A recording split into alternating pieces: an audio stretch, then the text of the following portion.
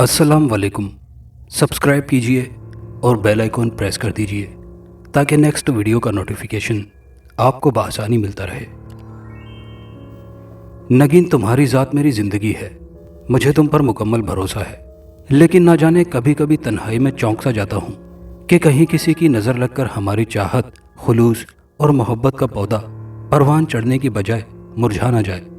सुबहान ने कहते हुए नगीन का हाथ थाम लिया। सुबहान, वो तो सब ठीक है, पर मेरी मंजिल कुछ और है।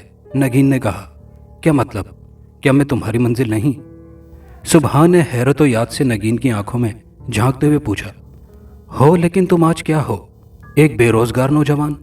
मुझे एक मजबूत हैसियत और दौलत के पालने में झूलती हुई जिंदगी चाहिए जो मुझे सेठ कबीर से मिल सकती है। वो उम्र रसीदा है तो क्या हुआ, मगर दौलतमंद तो है। नगीन ने हाथ छुड़वाते हुए जवाब दिया। क्या दौलत ही तुम्हारे लिए सब कुछ है?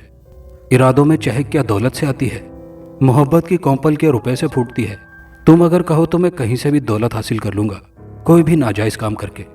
लेकिन तुम रुको तो सही, किसी एक तायुन पर जहां मेरी उम्मीद फल फूल सके, वरना यूं ही तो कुछ मुमकिन नहीं।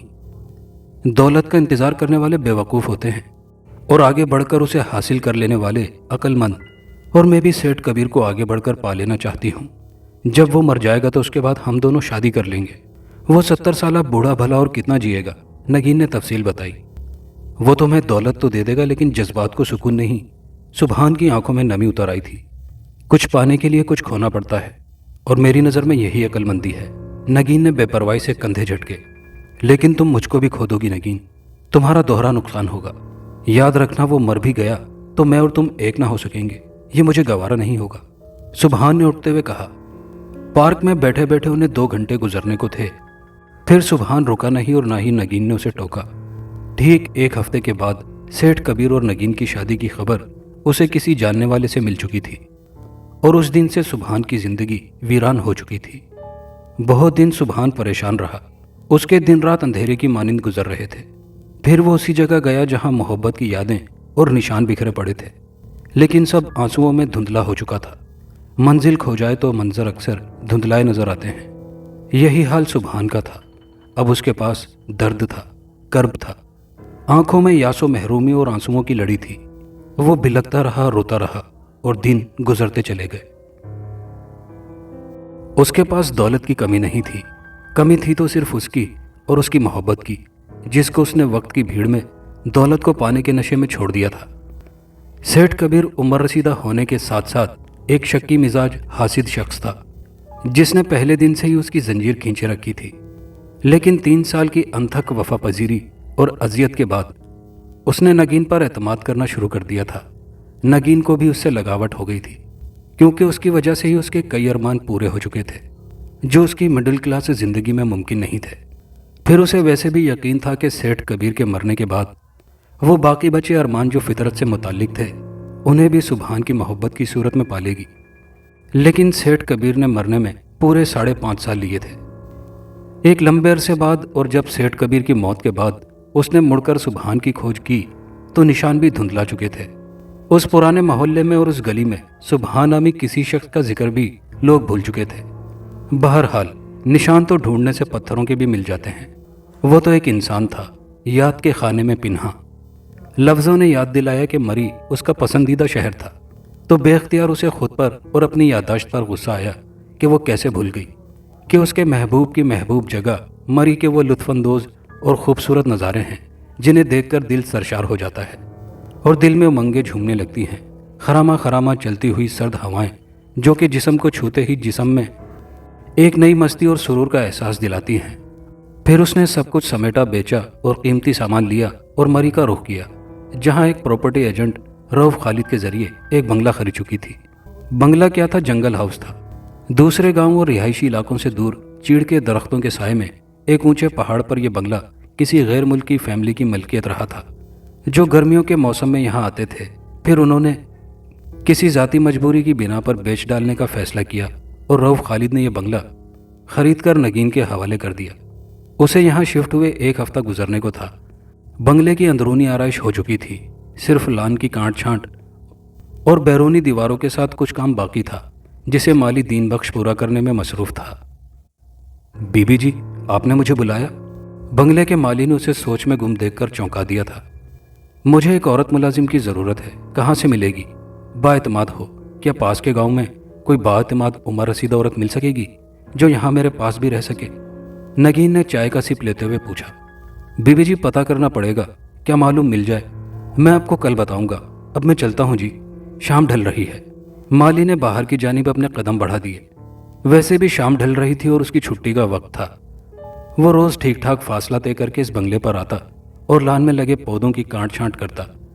نگین سے اس کی بات روزانہ اجرت پر ہوئی تھی، جو اس نے فاصلے کے حساب سے دگنی بتائی تھی، جو نگین نے بلا اعتراض قبول کر لی تھی۔ اگلی صبح وہ سامنے کھڑا تھا، ایک بوڑھی عورت اس کے ہمراہ تھی۔ بی بی جی، یہ رحمت ہے، آپ نے جس کے لیے کہا تھا۔ مالی دین بخش نے اس کی توجہ مائی رحمت کی طرف دلاتے ہوئے کہا۔ اچھا، یہ رحمت ہے؟ بڑھیا کو دیکھ کر نگین کے ہونٹوں پر مسکراہٹ پھیل گئی۔ مطلب بھلا رحمت ایسی کب ہوئی ہے؟ رحمت عجیب طرح کی عورت تھی، جس کا چہرہ افریقہ میں رہنے والے باشندوں سے مشابہ تھا۔ موٹے موٹے پھیلے ہونٹ لیکن گہری رنگت، اور بال کالے لمبے سیاہ، اور چکنے چہرے پر درشتگی اور کھردرا پن تھا، اور آنکھوں میں ویرانی اور بے تاثر کیفیت تھی، جن میں چند لمحوں سے زیادہ دیکھ پانا مشکل تھا۔ نگین کو رحمت کچھ زیادہ پسند نہیں آئی تھی، جانے کیوں اس کی طرف چند لمحے دیکھنے سے ہی اس کے دل کی دھڑکن تیز ہو جاتی تھی، اور خاصی سردی میں بھی ماتھے پر پسینے کے قطرے چمکنے لگتے تھے۔ لیکن اس نے اپنی اندرونی کیفیت کو ظاہر نہیں ہونے دیا تھا۔ ویسے بھی یہاں اس دور افتادہ جگہ پر واقع بنگلے میں کل وقتی ملازمہ ملنا خاصا مشکل کام تھا۔ یہ مالی دین بخش کی مہربانی تھی، اور پھر اگر دین بخش اسے لے کر آیا تھا تو وہ یقیناً قابل اعتماد بھی ہوگی۔ اس نے معمولی تذبذب کے بعد رحمت کو ملازمت کے لیے رکھ لیا تھا۔ رحمت زیادہ نہیں بولتی تھی، اور نہ ہی اس کی کریدنے کی عادت تھی، جو عام ماسیوں میں بکثرت پائی جاتی ہے۔ لیکن نگین کو اس کی یہ عادت سے زیادہ پراسراریت معلوم ہوتی تھی۔ اس نے اکثر اسے زیر لب کچھ بدبداتے ہوئے پایا تھا۔ ایک دن اس نے نہ چاہتے ہوئے بھی اسے مخاطب کیا۔ مائی رحمت، ادھر آ کر میرے پاس بیٹھو۔ وہ خاموشی سے آ کر بیٹھ گئی۔ دین بخش کا کام پچھلے کئی دنوں سے ختم ہو چکا تھا، اس لیے اب بنگلے پر نہیں آیا کرتا تھا۔ رحمت بی بی، تمہارا تعلق کس جگہ سے ہے؟ میرا مطلب آبائی تعلق کہاں سے ہے؟ ایک لمحے کو رحمت نے جھٹکے سے اس کی آنکھوں میں دیکھا۔ ان میں موجود جنگلیوں بلیوں جیسی چمک نے نگین کو کسی قدر خوفزدہ کر دیا تھا۔ اسی جگہ سے ہے بی بی جی، اور کہاں سے ہوگا؟ وہ بولتی بھی قدرے سخت لہجے میں تھی۔ لگتا تو نہیں، نگین نے بے ساختہ کہہ دیا۔ میرا مطلب تمہارا چہرہ، انداز و اطوار، کیا تم پڑھی لکھی ہو؟ میرے پاس وہ تعلیم نہیں جو آپ کے پاس ہے بیگم صاحبہ، لیکن میرے پاس میری روح کو روشن رکھنے کی تعلیم ہے۔ اب بھی اس کا لہجہ سخت تھا۔ میں جاؤں بی بی جی؟ چولہے پر ہانڈی رکھی ہے۔ اسے خاموش پا کر رحمت نے پوچھا تو نگین نے سر ہلا دیا۔ انکار کی گنجائش نہیں تھی۔ رحمت کام کاج کی تیز تھی۔ عام طور پر نگین کے اٹھنے سے پہلے ہی وہ منہ اندھیرے اٹھ جایا کرتی تھی۔ ہر چیز وقت مقررہ پر حاضر رہتی، کبھی کسی چیز میں کمی نہ ہوتی۔ لیکن ایک بات تھی جو نگین نے نوٹ کی تھی، وہ یہ کہ ڈیپ فریزر میں موجود گوشت خود بخود کم ہو جایا کرتا۔ حالانکہ ذخیرہ شدہ گوشت اس سے کہیں زیادہ ہوا کرتا تھا جو پکانے کی ضرورت تھا، لیکن کم پکنے کے باوجود بھی گوشت جلد ہی ختم ہو جاتا تھا۔ تو کیا رحمت خود علیحدہ سے پکا کر اپنے لیے رکھ لیتی ہے؟ وہ سوچنے لگی، لیکن ایسا کچھ بھی نہیں تھا۔ نگین نے کچھ دن لگاتار کچن میں جا کر پکاتے ہوئے اس پر نظر رکھی تھی۔ ویسے بھی وہ کھانے والے چکر میں اپنا اصل مقصد بھولنا نہیں چاہتی تھی، جس کے لیے وہ صبح اٹھنے کے بعد گاڑی لے کر نکل جاتی اور شہر کی شفاف سڑکوں پر دھوپ سائے ہواؤں اور بادلوں کی پرواہ کیے بغیر سبحان کو تلاش کرتی رہتی۔ کئی جگہ اس نے کئی ویران جگہوں پر خطرہ مول لے کر خالی کوٹیج بھی دیکھ ڈالے تھے، لیکن سب بے فضول محسوس ہو رہا تھا۔ سبحان کا کوئی نشان، کوئی سراغ نہیں مل رہا تھا۔ اس دن جب وہ واپس لوٹی تو رحمت بنگلے پر نہیں تھی۔ نگین جانتی تھی وہ یقیناً نیچے ڈھلان سے لکڑیوں کا انتظام کرنے کے لیے گئی ہوگی، کیونکہ سردیوں میں اس علاقے میں آتش دان میں ہر وقت لکڑیوں کی ضرورت پڑتی رہتی تھی، جسے رحمت کبھی کم نہیں ہونے دیتی تھی۔ کافی دیر گزر چکی تھی، لیکن رحمت نہیں لوٹی۔ اس کے سر میں شدید درد ہو رہا تھا اور چائے کی طلب ہو رہی تھی۔ وہ خود ہی کچن میں چلی آئی تاکہ اپنے لیے چائے بنا سکے۔ کچن میں عجیب سی بدبو پھیلی ہوئی تھی۔ اس نے ناک سکیڑ کر محسوس کیا اور ایگزاسٹ چلا دیا۔ چائے کا پانی رکھنے کے بعد اسے خیال آیا تو اس نے جلدی سے فریزر کھول کر دیکھا۔ فریزر کا ڈھکنا اٹھاتے ہی اچانک اس پر لرزہ طاری ہو گیا، کیونکہ فریزر کے اندر کا منظر ہی کچھ ایسا تھا۔ اس کے ہاتھ سے فریزر کا ڈھکنا فوراً چھوٹ گیا، کیونکہ اندر کسی جنگلی جانور کی کھال اور بالوں سے بھرپور ایک ران پڑی تھی جس سے شدید بدبو اٹھ رہی تھی۔ نگین کو ابکائی آنے لگی، خوف سے اس پر لرزہ طاری ہو گیا، اس کا دم گھٹنے لگا۔ وہ سہمی ہوئی جلدی سے فریزر بند کر کے اور اندر اپنے کمرے میں آ کر لیٹ گئی۔ اس قدر سردی میں بھی گھبراہٹ کے ساتھ ساتھ اس کا پورا جسم پسینے سے شرابور ہو رہا تھا۔ وہ بستر سے اٹھی اور آگے بڑھ کر کمرے کی کھڑکی کھول دی، پھر بستر پر آ کر لیٹ گئی۔ اسی طرح لیٹے ہوئے اسے کافی وقت گزر گیا اور مائی رحمت کے بارے میں سوچتے سوچتے اس کا دماغ پھٹنے لگا۔ پھر نہ جانے کس وقت اس کی آنکھ لگ گئی۔ اس رات تیز آندھی چلی اور طوفان آیا۔ پھر تھوڑی دیر بعد برف باری کا سلسلہ شروع ہو گیا۔ سردی خاصی بڑھ چکی تھی۔ تھکن اور خوف کی وجہ سے نگین کے ذہن پر غنودگی طاری رہی اور وہ ساری رات سوتی رہی۔ صبح اچانک کسی انجانے احساس سے اس کی آنکھ کھل گئی۔ وہ انجانا احساس کھلی ہوئی کھڑکی کے راستے سے اندر آنے والی یخ ہوا تھی۔ اس نے جلدی سے اٹھ کر کھڑکی سے باہر جھانکا۔ ہر طرف پہاڑوں پر برف کی تہ جمی ہوئی تھی۔ تا حد نگاہ پوری وادی دھند میں لپٹی پڑی تھی۔ بے اختیار اسے چائے کی طلب محسوس ہوئی اور چائے کا خیال ذہن میں آتے ہی مائی رحمت کا خیال آیا۔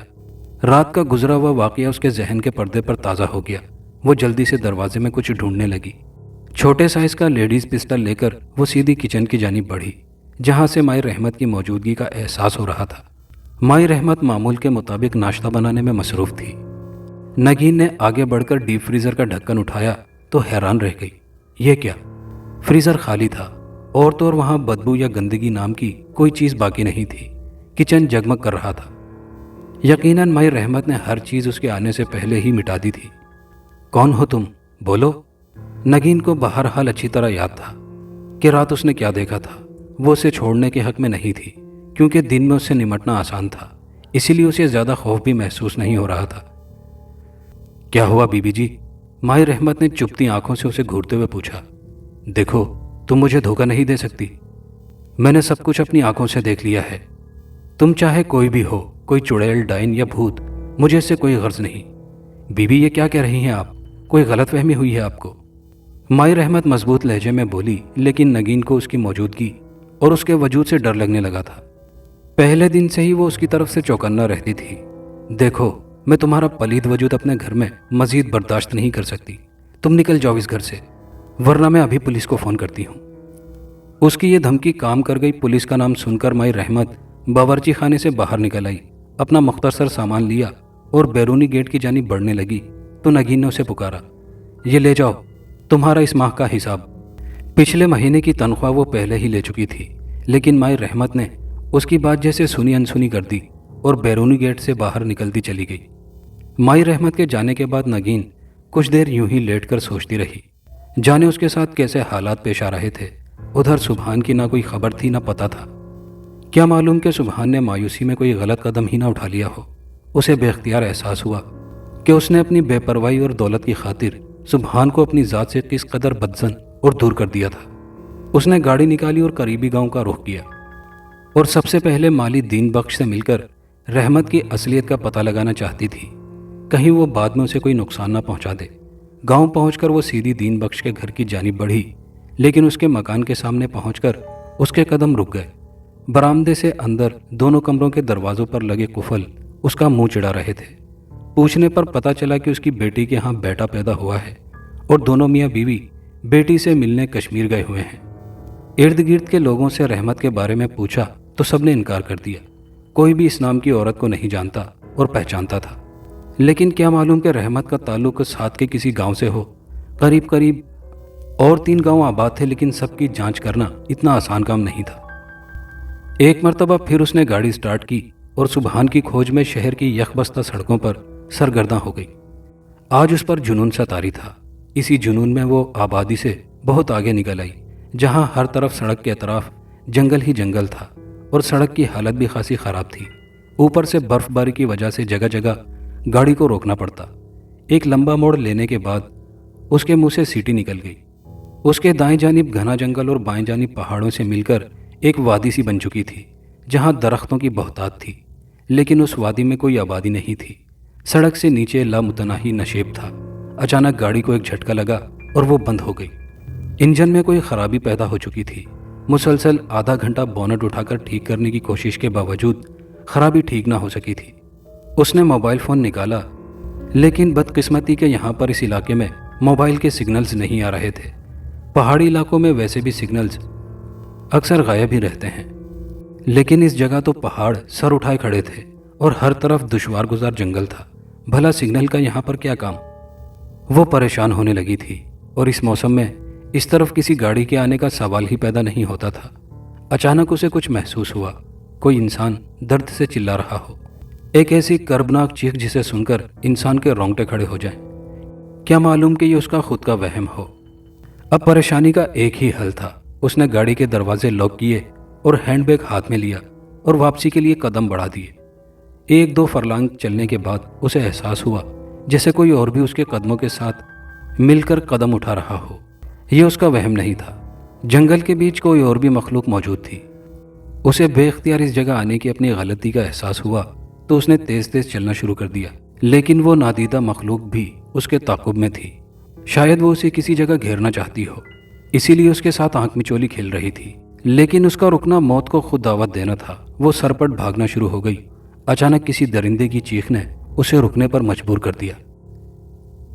زندگی میں انسان کو سب کچھ نہیں ملتا۔ آج میں زندگی سے بے پرواہ اور آوارہ ہوں، نوجوان ہوں۔ میری آنکھوں میں جلتے دیے کسی کی بے وفائی اور دل آزاری نے کئی سال پہلے بجھا دیے تھے۔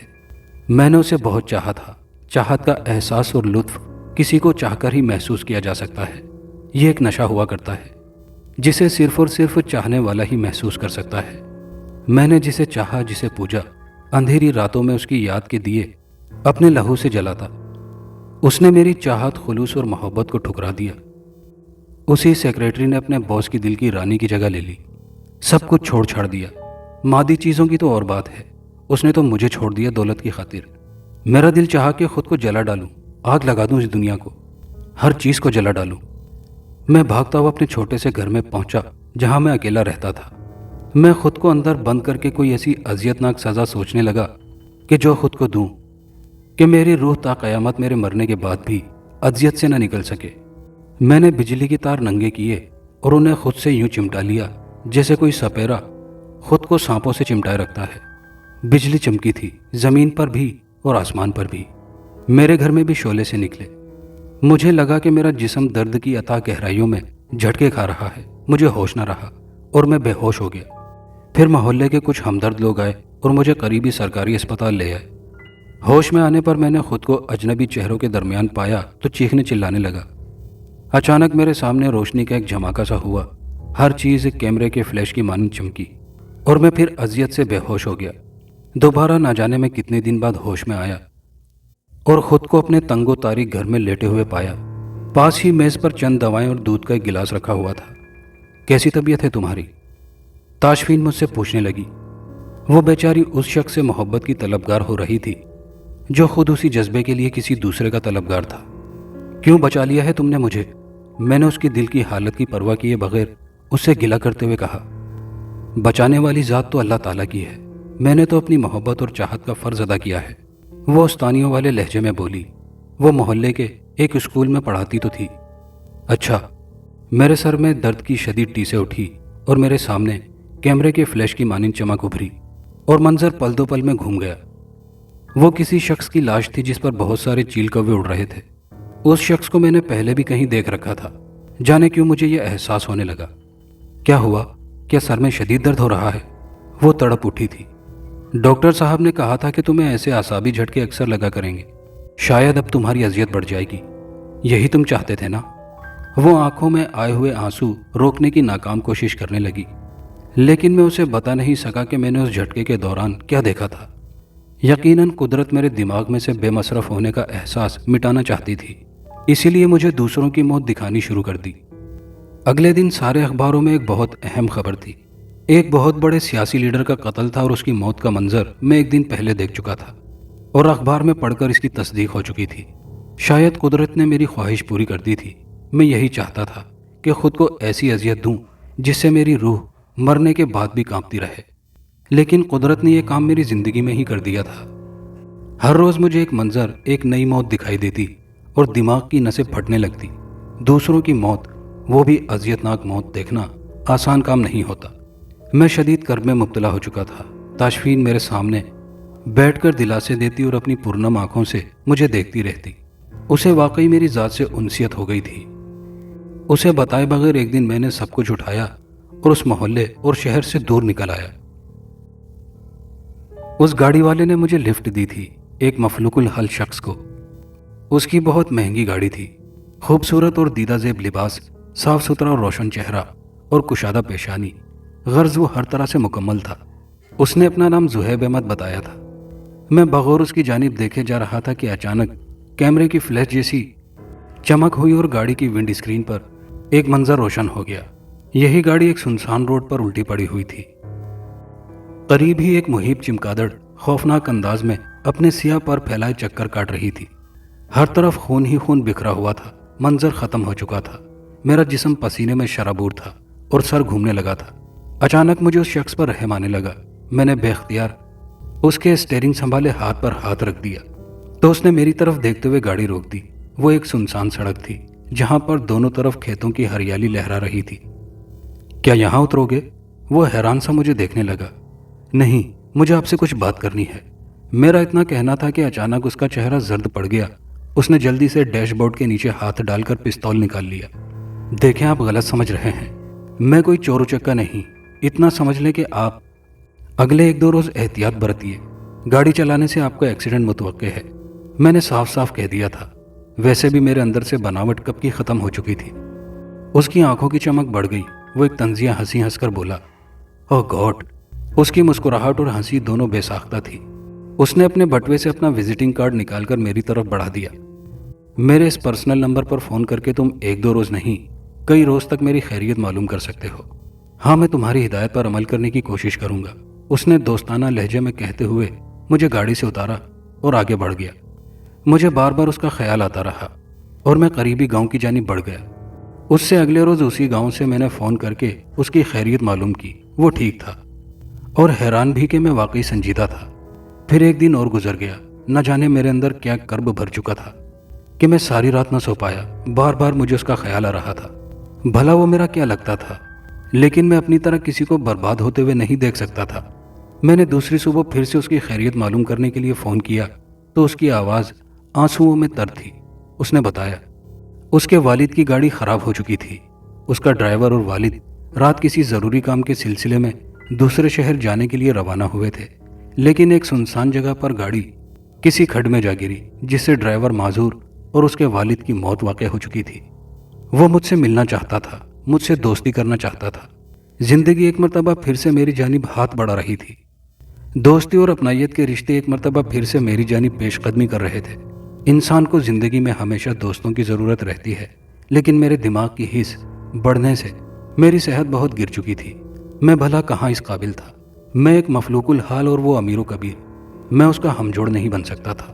بہرحال امید کے برعکس اگلے دن وہ مجھے لینے آ پہنچا تھا اور مجھے اپنے ساتھ شہر اپنے گھر لے آیا اور اپنے عالیشان بنگلے کی اینیکسی میں ٹھہرا دیا۔ وہ کوئی عام بزنس مین نہیں تھا۔ اس کے قریبی دوستوں میں شہر اور ملک کی بڑی شخصیات کا شمار تھا، جن میں پولیس آفیسر، جج، وکیل، بزنس مین اور سیاستدان بھی شامل تھے۔ شاید اس میں اس کی مکمل اور نکھری شخصیت کا عمل دخل بھی کچھ زیادہ تھا، جس کی وجہ سے لوگ اسے دوست بنانے میں فخر محسوس کرتے، ورنہ پیسہ تو آنی جانی چیز ہے۔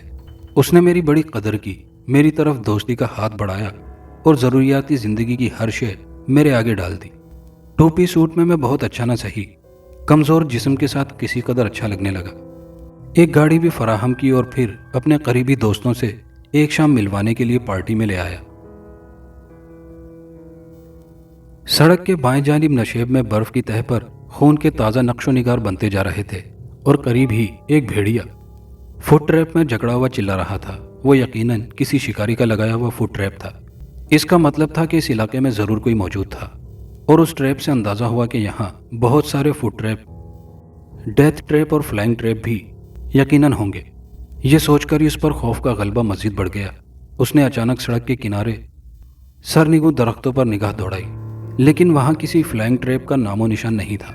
اس کا مطلب ہے کہ سڑک پر چلنا محفوظ تھا، بجائے اس کے کہ شارٹ کٹ راستے کو چنا جائے اور مصیبت مول لی جائے۔ ایک مرتبہ پھر نگین نے قدم آگے بڑھائے۔ بھیڑیا ابھی تک شکنجے میں جکڑا ہوا درد سے بلبلا رہا تھا۔ بے اختیار اس پر رحم آنے لگا۔ وہ رک چکی تھی۔ अगर वो भेड़िए का पाँव ट्रैप में से निकाल दे, लेकिन इस जंगली जानवर का क्या भरोसा कि पाँव निकालने के दौरान या बाद में अगर उसने हमला कर दिया तो। ये सोचकर उसने अपना इरादा तर्क कर दिया और कदम आगे बढ़ा दिए। लेकिन भेड़िए ने उसके आगे बढ़ते कदम देखकर अजियत भरी एक हौलनाक चीख निकाली। उसका अंदाज ऐसा था कि उसे मदद के लिए बुला रहा हो। उसे उसकी आंखों में अमन का पैगाम झलकता नजर आ रहा था। लेकिन किसी फूड ट्रैप को खोलना इतना आसान काम नहीं। इसमें काफ़ी ताकत दरकार होती है, और वो भी एक औरत के लिए जो कि नामुमकिन। बचपन में उसने मशहूर कहानी द मैन एंड लाइन पढ़ रखी थी, लेकिन कहानी और हकीकत में बहुत बड़ा फ़र्क हुआ करता है। हकीकत के ताने बाने हमारे वजूद के होने या ख़त्म हो जाने का तयन करते हैं। किसी इंसान की थोड़ी सी भूल उसकी आखिरी गलती बनकर ज़िंदगी का खात्मा कर सकती है। भेड़िया बाकायदा ऐसी आवाज़ें निकाल रहा था जैसे उससे मदद की दरख्वास्त कर रहा हो। उसने उसकी मदद करने के लिए हतमी फैसला कर लिया। वो वापस फिर उसी जगह चली आई। नज़दीक जाने में दरिंदा उसे काट खाता, यही सोचकर उसने एक वजनी पत्थर उठाया और शिकंजे पर दे मारा। 2-3 मरतबा ऐसा करने से फुट ट्रैप झटके से खुल गया और हैरत अंगेज तौर पर भेड़िए ने उसे कोई नुकसान नहीं पहुंचाया, बल्कि उसके हाथ चाटने की कोशिश करने लगा। नगीन डर गई और थोड़ा पीछे हट गई। फिर वो अपने पाँव का जख्म चाटने लगा। इतने में एक दिलदोज और कर्बनाक इंसानी चीख सुनाई दी। ये पहले वाली चीख से मुशाबे थी, जैसे कोई किसी को सख्त अजियत दे रहा हो। नगीन के पांव खौफ की वजह से मन मन भारी होने लगे। फिर भी उसने हिम्मत की और नशेब की तरफ भागना शुरू कर दिया। उसे छुपने के लिए जगह दरकार थी। अब खुली सड़क पर जाना खतरे से खाली नहीं था। नशेब में उतरते उतरते वो काफ़ी नीचे गहराई में जा चुकी थी। मुसलसल ठक ठक की आवाज़ ने पल भर के लिए उसे रोक दिया, जैसे कोई लकड़ियां काट रहा हो। वो एक जानिब चल पड़ी। अचानक उसे एहसास हुआ दरख्तों के बीच थोड़ा नीचे कोई कॉटेज है, जहां से हल्का हल्का धुआं उठ रहा था। उम्मीद का सहारा हाथ लगने लगा था। यकीनन वहां कोई इंसान तो मौजूद होगा, वरना वापस ऊपर पहुंचना मुशक्कत तलब और बेकार था। वो उस कॉटेज की जानिब चल पड़ी। दोस्तों, ये कहानी अभी जारी है। कहानी का बकिया और आखिरी हिस्सा अगली वीडियो में मुलाहिजा कीजिएगा, और कहानी से मुताल्लिक अपनी राय का इजहार ज़रूर कीजिएगा। शुक्रिया।